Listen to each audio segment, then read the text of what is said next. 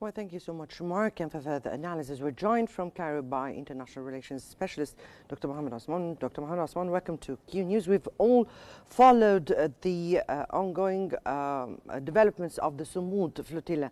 Now, what do you have on Israel's claim that none of the flotilla's ships reached Gaza, despite facts that the organizers said that they were halted and that 18 were missing, or 18 they lost contact with 18 of the ships and they were intercepted? What do you have on that? How does this make of Israel, and how do you think this would reshape the international perception of Israel's and of its blockade on Gaza?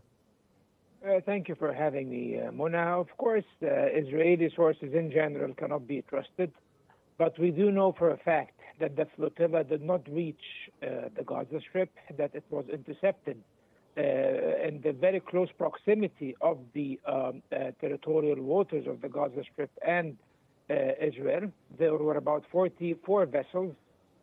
Israel claims that it has intercepted and captured and controlled about the entirety of the flotilla, while some reports say that they only captured about 39. However, we do know for a fact that none of the ships or the vessels have reached Gaza for sure. And of course, we do know that Israel has detained about 400 people, over 400 people, the participants in this humanitarian flotilla that was heading to Gaza, and now they are in Israeli custody in the Ashdod port. Of course, this is nothing new. This is part of Israel's campaign to stifle the entry of humanitarian aid into Gaza. They are imposing the blockade. They are impeding the entry of humanitarian aid from the crossings, whether with Egypt or from within Israel, in violation of international law. And of course, this is not the first vessel to be intercepted. Various vessels before and various flotillas attempted to penetrate the Gaza Strip and end the blockade or that is imposed by Israel on the Palestinian people in Gaza. However, of course, all of these vessels were intercepted and were violently attacked by the Israelis, as was the case yesterday with what happened with the 44 ships. So, and of course, this does harm Israel's image in the international community. Definitely, it does portray it as a pariah state, as it really is a pariah state and is acting as such. But as long as the Israelis, as we always said before, Mona, enjoy the unconditional support of the United States, they will get away with a lot of their bad deeds. Now, the European Commission has called for a respect to the maritime law. How will that development, or how will that incident reflect on the EU-Israel relations? Of course, it will have a detrimental effect on EU relations with Israel. We just knew that Israel has postponed the EU has postponed talks about imposing sanctions on Israel upon the request, of course, of none other than Germany, the core supporter of Israel, even though Germany does have reservations on Israel's actions, naturally, with regards to what's going on in Gaza, yet they refuse to impose any substantial pressure on the Israelis, unfortunately, Mona. They refuse recognition of the Palestinians, and they also refuse to punish Israel on account of its actions and its behavior. So, of course, probably the flotilla incident will anger the Europeans, because many of those who have been arrested are European citizens, and this is not the first time this happened, Mona. And also because some of them are in harm's way. Some of them even are famous activists like Greta Thunberg and others. However, of course, and one of them also is a member of the French Parliament, ironically. However, as we all know, Israel will get away with this just as it did get away with genocide, which is the worst crime, the crime of crimes, as one may call it, So if they can get away with this, then they can get away with intercepting a flotilla. Exactly, exactly. How, from your point of view, such incidents would reflect on the image of Israel worldwide and the international communities, and how nations will see the real image of Israel in light of such an incident? And how do you think this flotilla incident would raise the awareness about the Gaza humanitarian crisis? Of course, it does place a spotlight on the humanitarian crisis in Gaza, and it does show how dire it is and how Israel enjoys absolute impunity. Hopefully, such incidents will push the European publics to pressure their governments further to punish Israel on account of its actions. Of course, but I think that at the same time, Israel does not really care about what the Europeans think. They think that this is a summer cloud of some sort that will dissipate with time, and that they can actually handle the backlash of what's going on, or so they believe at least. And maybe the Israelis could be delusional.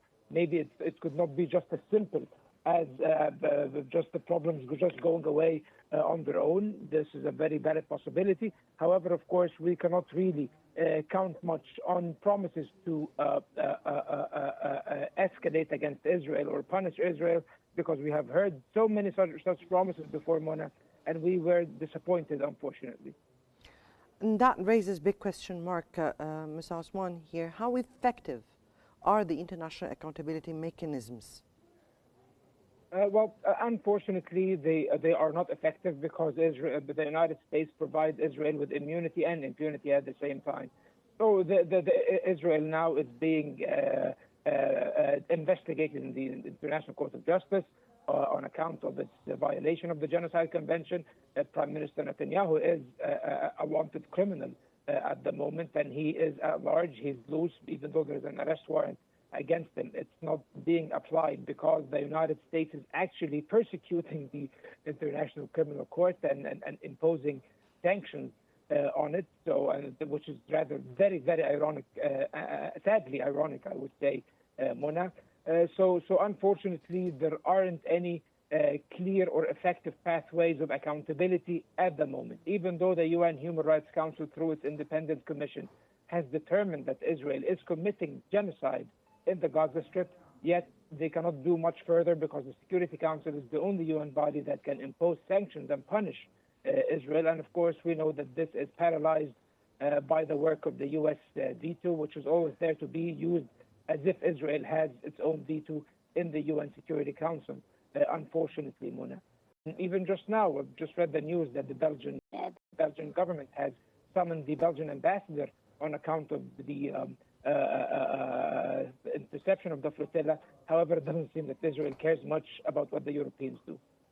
Well, that is exactly why we're asking, do the Europeans have any kind of influence or leverage to pressure any kind of pressures to on Israel to get aid into Israel, and in what ways might these developments complicate or pressure ongoing ceasefire or humanitarian negotiations? It will definitely complicate the ceasefire negotiations. It gives Israel, unfortunately, Israel uses such incidents in order to deflect attention from the subject at hand, the true important subject, which is the reaching of a ceasefire in accordance with the Trump plan, which is very flawed. There are reservations on the plan. However, it's the only workable solution that is on the table at the moment. Israel, of course, is trying to stall as much as it can. And of course, if we are dragged into side arguments about flotillas and humanitarian aid and turning the Palestinian problem from a political issue into a humanitarian issue is the Israeli aim, Mona, because basically it deflects attention from all the important questions that are to be posed when the war ends. Whether the two-state solution will be still up for grabs, whether we should resume the peace process. All of these are questions that Israel would rather not answer, because their answer is no. And this will complicate the relationship with many countries around the world, including the European nations, of course. So at the same time, so these are things that Israel would rather deflect attention from as much as they can. However, they cannot do this for long, Mona. The world is awakening, and everyone sees Israel for what it really is, a pariah state that is bent on acting like a rogue state. And it is actually a rogue state. And sooner or later, Israel will pay for the price for its violations, because nothing lasts forever, and U.S. hegemony itself will not last forever, and history will never forgive Israel for what it has done over the past 7+ decades, and of course, in particular, what it is doing now.